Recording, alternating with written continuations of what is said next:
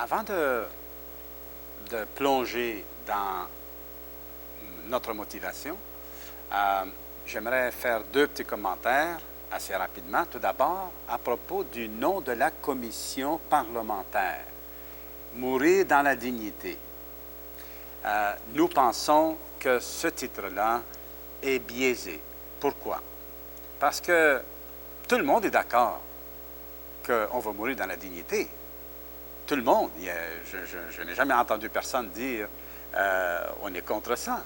Donc nous-mêmes, nous sommes d'accord qu'il faut mourir dans la dignité et les athées sont d'accord pour qu'une personne humaine meure dans la dignité. Alors tout le monde est d'accord avec ça. Alors, mais le sujet n'est pas ça. Tout le débat ne porte pas là-dessus. Tout le débat porte sur l'à propos de donner la mort sur demande et le suicide assisté. C'est là qui est tout le sujet du débat. Donc, on aurait dû nommer la commission selon le vrai objectif de ce débat-là. Et ça, nous trouvons ça malheureux, nous le déplorons, que ce titre-là prête à confusion dans l'esprit des gens. Deuxièmement, il y a bien des gens qui vont demander l'euthanasie à cause de leur conception de la vie. Dans notre société, on valorise beaucoup, par exemple, la beauté. On valorise aussi l'utilité. Une vie doit être utile. Hein? Et d'ailleurs, nous-mêmes, là, on veut toujours être utile ou se sentir utile. Et c'est un sentiment terrible qu'on éprouve lorsqu'on se sent inutile, n'est-ce pas? Qu'on soit à l'article de la mort ou qu'on se soit à tous les jours, à notre travail, partout. Quand on sent qu'on est inutile, on est malheureux, on n'est pas bien, et puis on cherche toutes sortes de façons pour être utile et trouver notre place dans la vie. Et donc, à cause de ces pensées-là qui ont cours dans la société, alors c'est sûr que ça nous suit, ça suit les personnes jusqu'à face à leur mort, et puis ils disent hey, « je suis laid, je suis inutile », comme ça a été dit par Pasteur Éric et par Dr Mathieu, de dire que nous devenons un fardeau, on est inutile pour notre famille, pour nos enfants.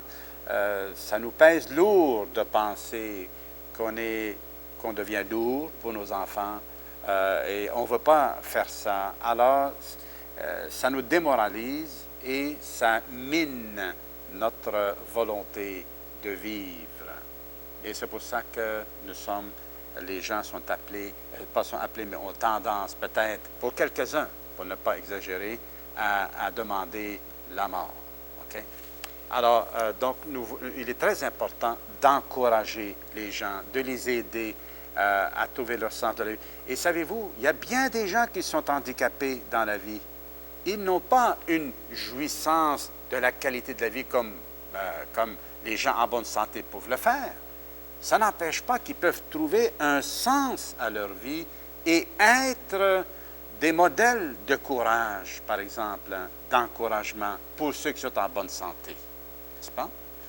Et ma motivation pour vraiment terminer, évidemment, je dirais que ma profonde motivation, c'est ma foi en Dieu.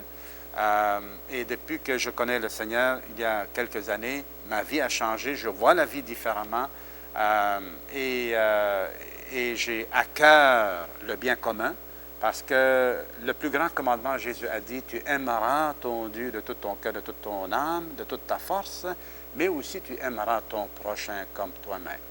Un véritable disciple de Jésus-Christ a de l'amour pour son prochain. Même Jésus a dit, aimez vos ennemis. Même, on voit jusqu'où va aller l'amour envers le prochain. Malheureusement, je n'arrive pas toujours à vivre à la hauteur de cet amour, mais c'est ma motivation d'apprendre à aimer de plus en plus, de mieux en mieux, à l'exemple de Jésus. Donc, et moi, face à cette situation-là, j'ai dit, je veux contribuer au bien commun, être un encouragement pour les gens. Et deuxièmement, je pourrais dire, ce qui me motive, c'est d'affermir, de contribuer à l'affermissement de la pensée des croyants comme des non-croyants. Même des croyants, face à cette situation difficile, il y a des aspects qu'ils ne sont pas habitués à réfléchir là-dessus, ils ne connaissent pas suffisamment l'Écriture pour voir où se positionner, quoi faire dans telle situation, autant qu'eux-mêmes sont impliqués, ou même quelqu'un d'autre qui est impliqué, ils ne savent pas. Alors, en ayant une pensée un peu plus claire qui s'inspire des Écritures, ça les encourage, ça affermit leur conviction, et donc ils sont plus certains, sont plus confiants du choix qu'ils doivent faire plutôt que d'agir sur l'incertitude. Et donc, contribuer à affermir la pensée des croyants, mais aussi des non-croyants. Je pense que même des non-croyants sont sensibles à une réflexion qui a du sens, qui se tient, et même si elle s'inspire du christianisme.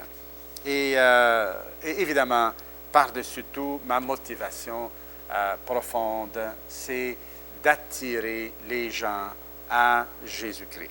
OK? Parce que le Seigneur Jésus est la réponse de Dieu à toutes nos misères humaines, au sens de la vie. Dieu a donné son Fils à l'humanité. Il l'a donné. Il a fait, c'est le plus grand don que Dieu pouvait faire, donner son Fils. Et en donnant son Fils, Dieu donne le pardon de nos péchés. Il nous adopte pour faire de nous ses enfants. Il nous garantit la sécurité éternelle.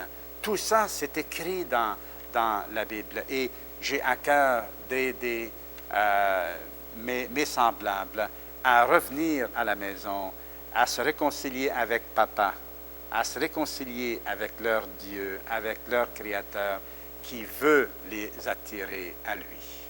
Alors, voilà ma motivation. Que Dieu bénisse tous ceux qui nous écoutent. Et en espérant que toute notre présentation vous a plu, que cela a aidé au moins quelques-uns parmi les gens qui nous écoutent.